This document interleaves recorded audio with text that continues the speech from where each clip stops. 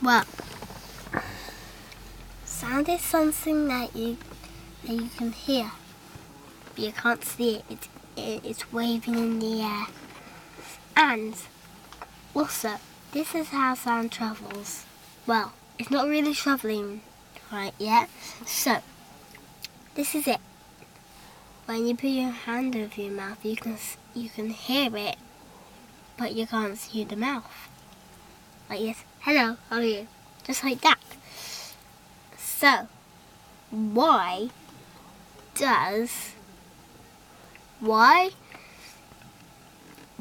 can you hear it if you can't see your mouth?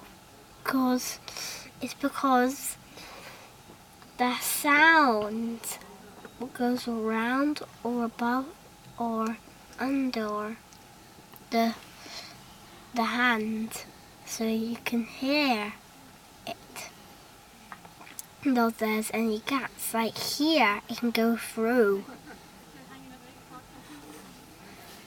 And this sound is very beautiful. So, if there's a firefly in there, you could see it and you could hear it. But there's none there, just pretending there's one there.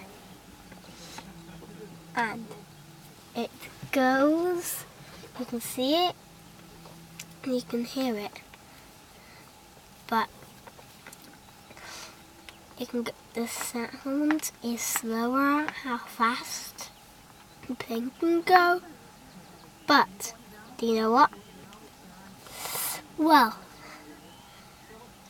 actually the plane is going faster than the sound to get to us in the car.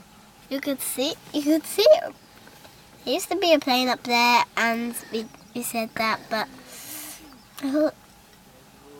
and when you can't see it, it's over us. You can't really see it, but you can hear it. How does it get inside the car? And do you see? There's that window open. You can go up from the air, down here through the window so we can hear it. And you can also can't see it. So that's the thing of here.